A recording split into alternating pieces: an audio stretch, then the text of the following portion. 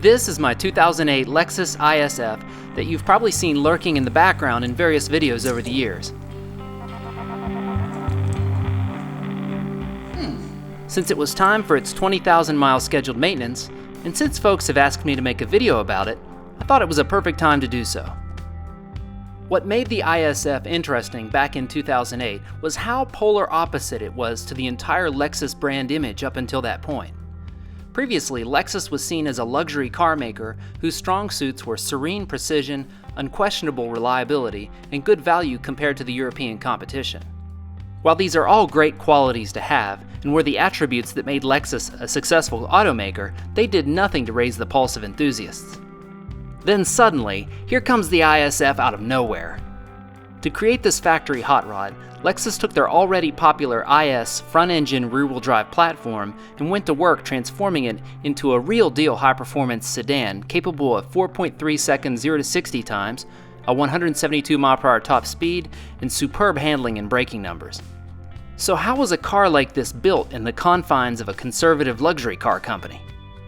The first little hint appeared at the 2003 SEMA show when Lexus commissioned Rod Millen to fit the Lexus-built 4.3-liter V8 into an IS300 sedan's body, creating the IS430 concept.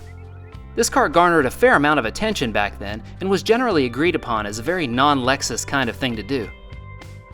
From that point, as the story goes, in 2004, Toyota chief engineer Yukihiko Yaguchi assembled a team of select engineers who, in true skunkworks fashion, used their free time to develop and push their vision of a high-performance sedan through the organization until they got approval to build it. During the development process, to ensure that the team got the ISF right, it was heavily tested at racetracks all around the world, from the Nürburgring in Germany to Laguna Seca Raceway in the US. The rest is history, and there's no doubt that the ISF had an impact on the automotive landscape and the perception of Lexus as a brand. Since its debut, Lexus has continued expanding the lineup with pure F-model cars like the LFA and the new RCF, as well as adding some sporting flair to other models with their F-Sport packages. The ISF has been in production from 2008 and will end in this iteration in 2014. As of now, it's unclear if there will be a new generation ISF model. On the outside, the ISF exterior modifications are mostly subtle.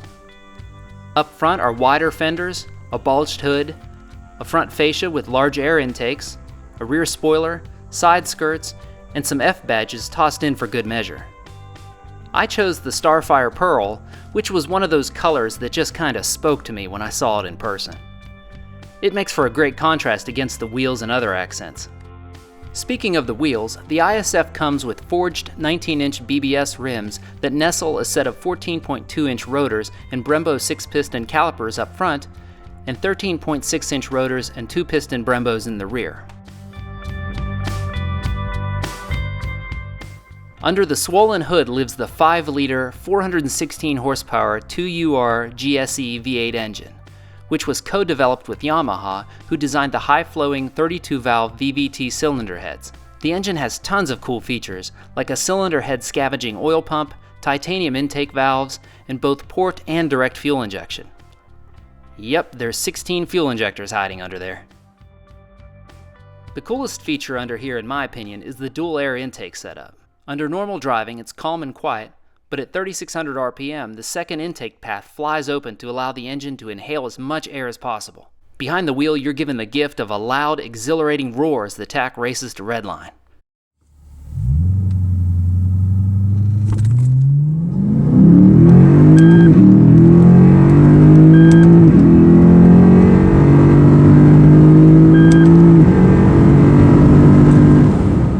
I tell you, every performance car should have this. Oh, and here's the most amazing feature of the ISF engine. It easily swaps into almost any car.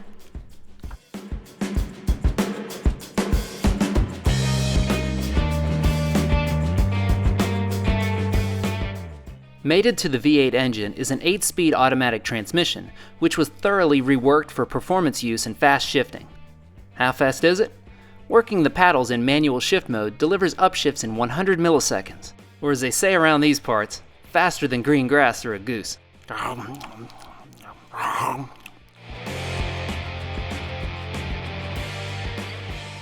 Inside, you'll find a host of unique touches and upgrades, like the custom gauges, aluminized composite trim, brushed aluminum shift paddles, blue stitched leather, alloy pedals, heavily bolstered sports seats, and of course a few little F logos here and there. Oh, and let's not forget that all-important sport button. Alright, so you've heard all about the history of the ISF and what makes it unique. Now it's time to get our hands dirty. I've racked up 20,000 fun-filled miles on this beast, and it's time for a little maintenance.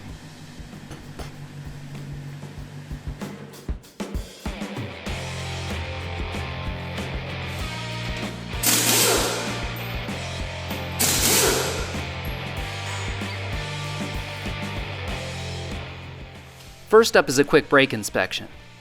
Thankfully, there's plenty of meat left in the pads and the rotors are like new.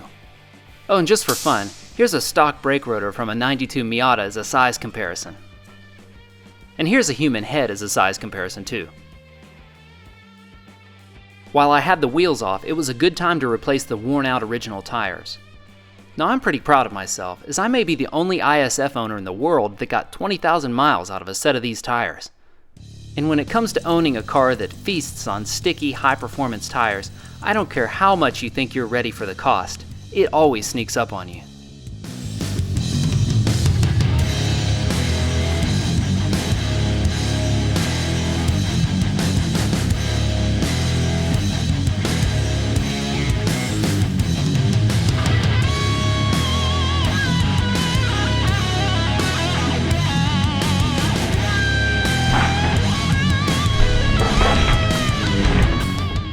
So after finally making it to the acceptance stage, I ordered a set of factory replacement Michelin Pilot Sports and had them mounted at a local tire shop. Here's a cool tidbit: these wheels are specific to each corner of the car and are marked accordingly. Next up, according to the factory service manual, is a visual inspection of the drivetrain and suspension components. Here you can see the one and only modification that I've made to this car. Let's go back in time and check it out. Back in 2009, I realized that the ISF was just a little too quiet in stock form. To fix this, I got my hands on a used stock rear exhaust section. I cut the factory mufflers off of it and welded on these flanges. My plan with the flanges was to be able to swap out different exhaust setups depending on how loud I wanted it. I started by making these straight pipes, which sounded awesome, but had a little too much drone for my tastes. I ended up with these two small MagnaFlow mufflers, which are perfect in my opinion.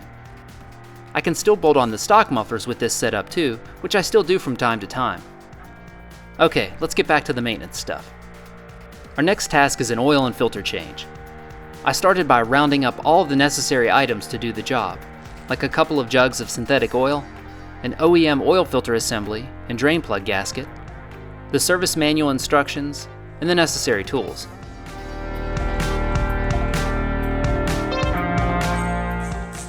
First, I removed the little panel that gives us access to the oil filter canister.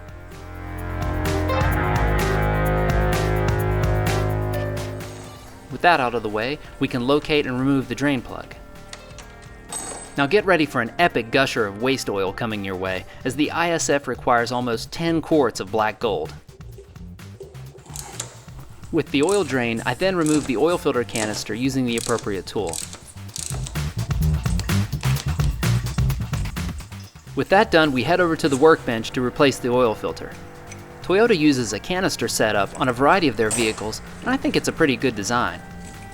The OEM replacement filter comes with the proper filter and O-ring, making the job easy.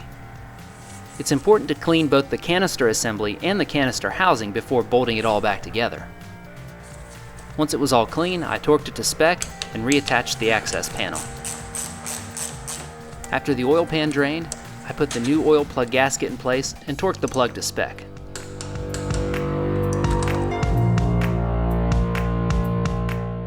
With the car back on the ground, I added the 9.8 quarts of fresh synthetic oil, torqued the wheels, and checked the tire pressure.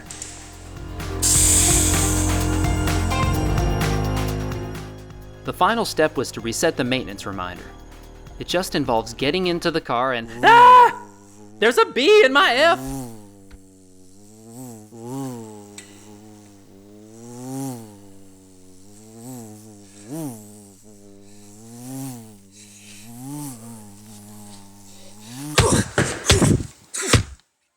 So after escorting that angry Hornet out of my interior, I was finally able to reset the maintenance light.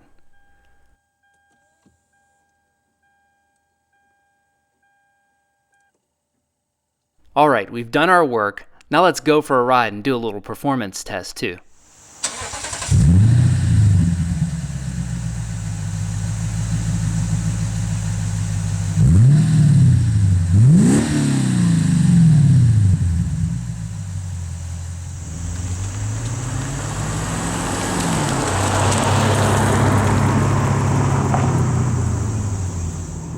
Alright folks, here we are in my 2008 Lexus ISF. You know, I really love this car.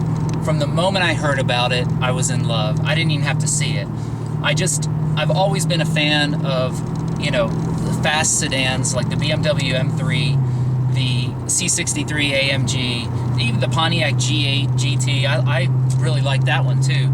And I looked at all those cars, but once I heard about the ISF and what they were doing with it, I was 100% sold on board.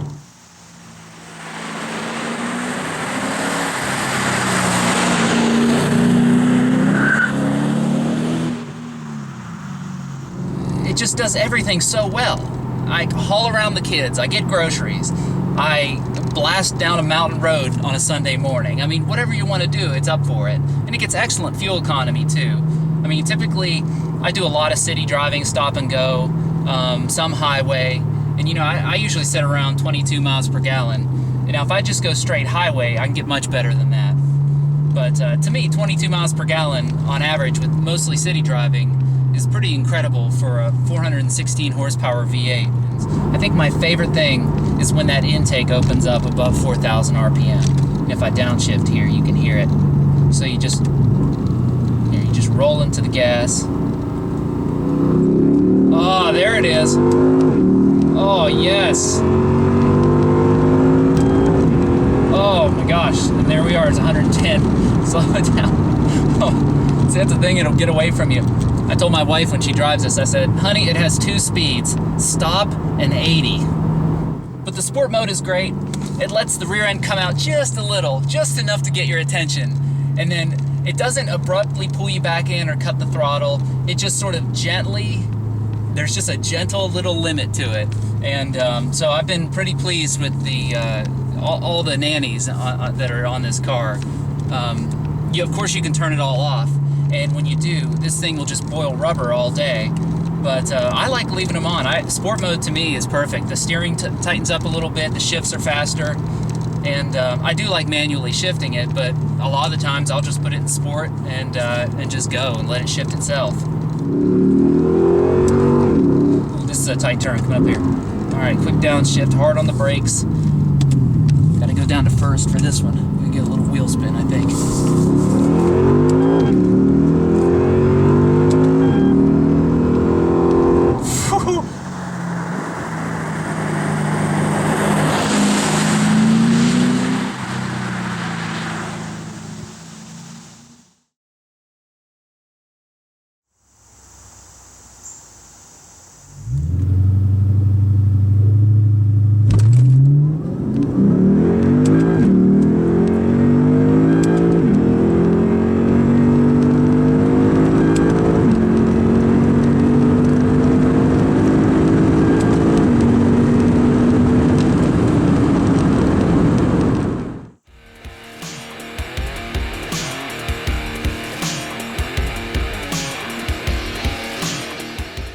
Thanks for watching. I hope you enjoyed the video, and while I don't plan on making any more modifications to this Japanese hot rod, you never know. Don't forget to drop me a line on Facebook and Twitter. I'd love to hear from you. So with that said, thanks again folks. We'll see you next time.